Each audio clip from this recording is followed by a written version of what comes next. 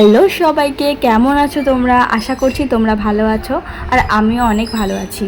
তো দেখো, আজকে আমি তোমাদের সাথে যে ভিডিওটা শেয়ার করছি সেটা কিন্তু দুদিন আগের ভিডিও, আমি আজকে তোমাদের সাথে শেয়ার করছি। আর দেখো বাইরে কি পরিমাণে বৃষ্টি হচ্ছে। এখন হচ্ছে সকাল 8টা বাজে। যাই হোক, দেখো সকাল সকাল কিন্তু আমি স্নানও করে নিয়েছি আর এদিকে আমি রেডি হওয়া শুরু করে দিয়েছি, কারণ আজকে যাব মধ্যমগ্রামে। মধ্যমগ্রামে হচ্ছে একটা নেমন্তন্ন আছে, মানে একটা জন্মদিন বাড়িতে যাব, সেই জন্যই রেডি হচ্ছে। তো দেখো বেশি বেশি একদমই সাজতে পারবো না, কারণ বাইরে হচ্ছে বৃষ্টি। তো তোমাদের সাথে সেজে গুজে দেখা হচ্ছে, চলো সেজে নিই, তারপর তোমাদেরকে দেখাচ্ছি। দেখো তো জাস্ট অল্প একটু জাস্ট সেজেছি, তো এখন বেরিয়ে পড়বো। অনেক বৃষ্টি পড়ছে বাইরে, কি আর করবো, ছাতা নিয়েই বেরিয়ে পড়বো বাইরে। এখান থেকে গাড়িতে তো উঠতে হবে, পারবো তোমাদের সাথে শেয়ার করার চেষ্টা করব। তো বৃষ্টির মধ্যে তো হয়তো পুরোটা শেয়ার করতে পারবো না, তো যাই হোক তোমরা দেখতে থাকো যতটা তোমাদের সাথে শেয়ার করতে পারি। তো দেখো এখানে আমরা বৃষ্টির মধ্যে ছাতা নিয়ে হচ্ছে একটা টোটো ধরতে যাচ্ছি।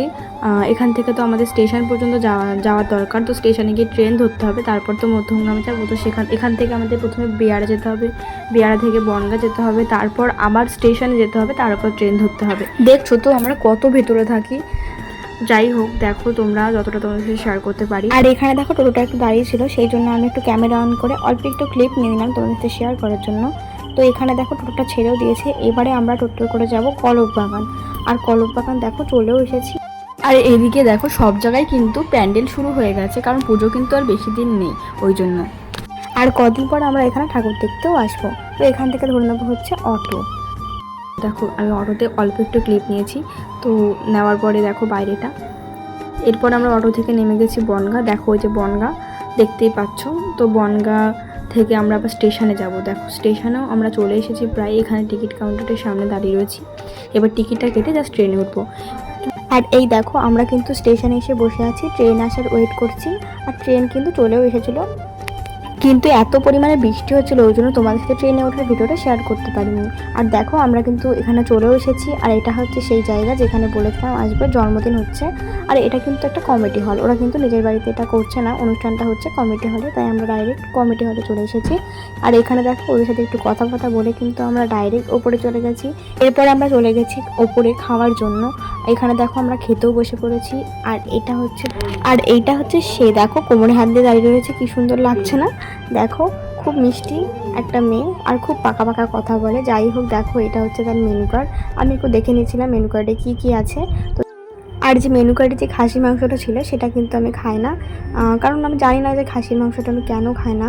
সবাই জিজ্ঞাসা করে কেন খাই না, কিন্তু আমি সত্যি বলতে পারি না যে খাসির মাংসটা আমি কেন। বলতে বলতে দেখো থালা দিয়ে দিল একটা, থালা দেওয়ার পরে থালায় কিছুটা ভাত দিল।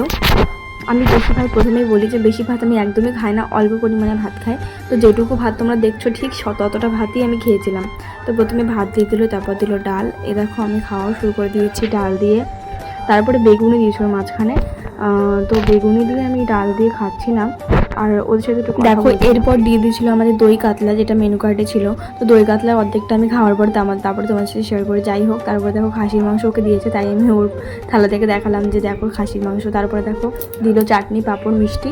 আর যার মধ্যে এসে তাকে দেখাবো না, এরকমটা হতে পারে না, তো ওকেও দেখিয়ে দিলাম। আর এখানে আমি ওকে বলছি একটু হাই করে দে, ও তো খালি দাঁতে বের করে যাচ্ছে। আর এদিকে দেখো এ কি দুষ্টুমি করছে, মানে এটা হচ্ছে আমার দিদির মেয়ে, আর যত কি দুষ্টুমি করছে তোমরাই দেখো। হাত ছাড়ানোর জন্য আমার হাতে কামড়ে দিচ্ছে, হাত নিয়ে চলে যাচ্ছে, সে কী কী করছে। কিন্তু আমি তো হাত ছাড়বো না, কারণ হাত ছাড়লেই খালি ওদিক ওদিক চলে যাচ্ছে, এই জন্যে। আর ভীষণ দুষ্টু হয়েছে আজকাল, কথা শোনে না একটুও। যাই হোক, আর দিদি, বাবা, মা, দিদির ছেলে, মেয়ে সবাই হচ্ছে এখানে এসেছিলো, তার জন্য ওদের সাথে আমার দেখা হয়েছে। আমি আর বাড়িতে যাইনি। আর এদিকে দেখো সন্ধে হয়ে গেছে বলে কেক কাটছে। সন্ধ্যের সময় আমরা আর বাড়ি যাইনি, ওখানেই সেদিন থেকে গেছিলাম। দেখো ও এখন কেক কাটবে বলে বিভিন্ন রকমের পোজও দিচ্ছে। এ দেখো পোজটা দিচ্ছে, দেখো কত সুন্দরভাবে। আর ওই দিন যে এত ফটো তুলেছে, ফটো তুলতে হাত পা ব্যথা হয়ে গেছে। যাই হোক, আমি ওকে দেখেই বুঝতে পারছিলাম।